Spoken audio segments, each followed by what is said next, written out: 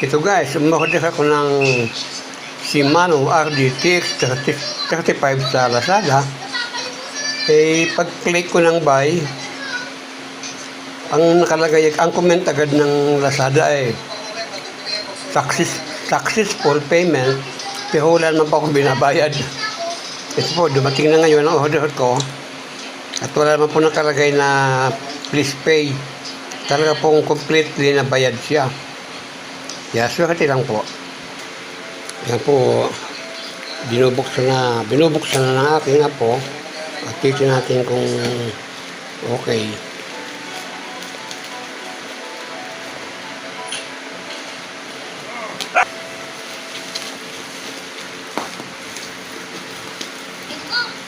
Gusto gunuan to?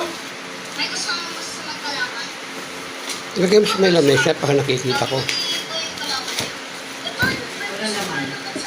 Meron. Yan. Tapos ikabit mo na. Gamit mo ng gunting. May gunting na nga eh. Ayun. Nakalibre kami ng pambayad. Ayun talaga.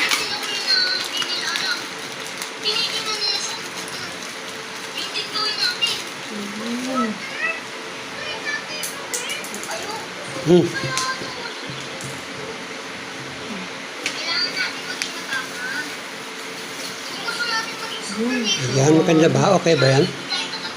Yan guys, maganda. Tama, ibaba mo. Tingnan mo mabuti. Alisin mo yung itim kasi hindi makita. Itim din. Itim din. Yung pala yun. Bagong bago. Ito, Shimano ba yun? Shimano. Bakit baliktad? Baliktad pala yung pagkalagay ko. Ayun.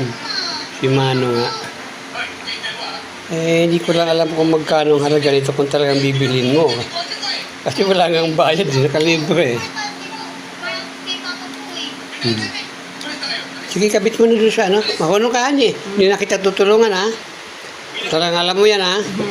Ayun, apo ko daw po magkakabit at sana ito magnegosyo ng bisikleta, eh.